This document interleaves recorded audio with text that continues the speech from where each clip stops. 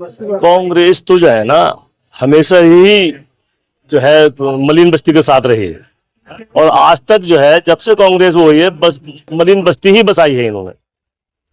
गांधीनगर, राजीव नगर, ये सारी इन्हीं के देन है सारी बस्ती। और इंसान की सारी जिंदगी इंसान की जो है घर बनाने में लग जाती है और जब उसको ये सुनता है वो कि यार मेरा घर ढाएगा तो उसको रातों की नींद उड़ जाती है, तलवार लटकी रहती है उसके सिर पर।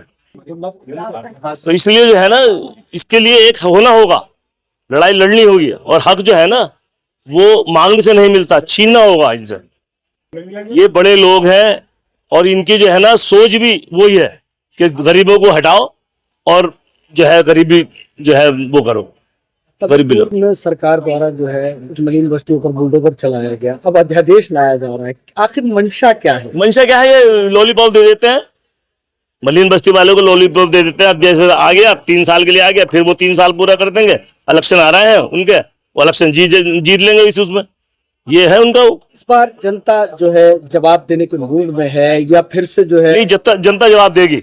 फिर आपने देखी किस तरह से जो मलिन बस्तियों में रहने वाले लोग हैं उनका क्या कहना है, अध्यादेश को लेकर क्या कहना है। चलिए खैर, फ्रेम में मेरे साथ सूर्यकांत धस्माना जी मौजूद हैं, काफी समय से प्रयास रहते हैं अध्यादेश लाने की बात है। अध्यादेश पे अध्यादेश, अध्यादेश पे अध्यादेश, कब तक अध्यादेश लाएंगे? कानून क्यों नहीं बनाते? कांग्रेस सरकार कानून बना चुकी है 2016 में, विधानसभा से बाकायदा नियमावली बना चुकी है। उस नियमावली में अगर कोई दोष था तो आप उसको संशोधित कर दीजिए, आप नया कानून बना दीजिए। लेकिन भैया कानून बनाओ और मालिकाना हक दो। अब अध्यादेश से काम चलने वाला नहीं है। तलवार गर्दन पे लगा करके डरा करके वोट के लिए और मालिकाना हक नहीं दोगे, ये नहीं चलेगा। 2018 में लाए, पहले आपने डराया। जब हमने उत्तराखंड मलिन बस्ती विकास परिषद ने कांग्रेस के बैनर तले संघर्ष किया, मुख्यमंत्री आवास कूच किया, तब आप अध्यादेश ले आए। 18 का अध्यादेश 19, 20, 21 3 साल तक चला। 21 में फिर अध्यादेश ले आए क्योंकि 22 में चुनाव था विधानसभा का। 22 तक डराया, फिर अध्यादेश लाए और 22, 23, 24 आज की तारीख में अध्यादेश फिर समाप्त हो रहा है। फिर आज अध्यादेश की बात कर रहे हो। कब तक अध्यादेश लाते रहोगे? कानून ला करके मालिकाना हक क्यों नहीं देते? शहर में और पूरे राज्य में 550 से ज्यादा मलिन बस्तियां और ऐसी मलिन बस्तियां जो 45 साल से पुरानी है। जहां खड़े हो आप 30 साल से पुरानी मलिन बस्ती है। तो अध्यादेश क्यों नहीं ला रहे आप कानून क्यों नहीं बना रहे? अध्यादेश पे अध्यादेश क्यों ला रहे हो? कानून बनाओ, मालिकाना हक दो। सरकार को अरबों रुपए की आय हो जाएगी भाई। आप किसी को 100 गज का टुकड़ा दोगे, उससे आप सर्कल रेट पे पैसा लोगे, स्टाम्प ड्यूटी लोगे 2000 के सर्कल रेट से। तो पूरे राज्य में 550 मलिन बस्तियों को अगर नियमित करोगे, मालिकाना हक दोगे, तो सरकार को कई हजार करोड़ रुपए की आय हो जाएगी। उससे आप विकास करो, लोगों को छत भी मिलेगी और लोगों को सुरक्षा भी मिलेगी, लोगों का डर भी खत्म हो जाएगा। लेकिन बीजेपी ये करेगी नहीं, क्योंकि उनकी सारी पॉलिटिक्स डराने की है। हिंदू खतरे में है। शर्म नहीं आती मोदी जी को? प्रधानमंत्री नरेंद्र मोदी हिंदू, राष्ट्रपति मुर्मू जी हिंदू, देश का chief justice of India Hindu, देश का सेना का सेनापति हिंदू, एयरफोर्स का चीफ हिंदू, नेवी का चीफ हिंदू, सारे मुख्यमंत्री आपके हिंदू। उसके बाद भी अगर हिंदू खतरे में है तो देश सुरक्षित हाथों में कैसे है? मुसलमान कम होने के बावजूद भी हिंदू खतरे में। आपसे कह तो रहा हूं, कोई खतरे में नहीं है, ना हिंदू खतरे में ना मुसलमान खतरे में। इनकी कुर्सी खतरे में रहती है। इनकी कुर्सी खतरे में रहती है, इसलिए डर दिखाते हैं। उसी तरह से मलिन बस्ती के लोगों को भी डर दिखाते हैं। मलिन बस्ती के लोगों को तलवार लटका के रखते हैं, नहीं दोगे वोट तो तुम्हारा मकान उजाड़ देंगे। अध्यादेश ला रहे हैं, वोट दो, कल एहसान दिखाएंगे जब अध्यादेश ले आएंगे।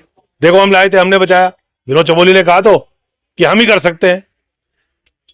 तुम ही क्या कर सकते हो? तुम पैदा भी नहीं हुए थे जब गांधीग्राम बस गया था। जब तमाम सारी मलिन बस्तियां कौन सी है? गांधीग्राम, इंदिरा कॉलोनी, राजीव कॉलोनी, शास्त्री नगर, सारे कांग्रेस के नेताओं के नाम पे क्यों है? क्योंकि ये कांग्रेस के लोगों ने गरीबों को बसाने के लिए बस्तियां बसाई और आप उजाड़ने का काम करते हो, डर दिखाते हो वोट के लिए। इसलिए अध्यादेश नहीं चलेगा। मालिकाना हक का कानून लाओ, मालिकाना हक दो। उसके लिए हमने आज संघर्ष का ऐलान कर दिया है। पूरे राज्य की मलिन बस्तियों में जन जागरण होगा। देहरादून में हम पदयात्राएं करेंगे, रैलियां निकालेंगे, लोगों को जगाएंगे और मलिन बस्ती के लोगों को मालिकाना हक दिलवाकर रहेंगे। बात करने के लिए शुक्रिया। बड़ी ही बेबाकी से सूर्यकांत धस्माना ने तमाम ही सवालों का जवाब दिया है और ये कहा है कि अध्यादेश नहीं चलेगा, मालिकाना हक दिया जाए।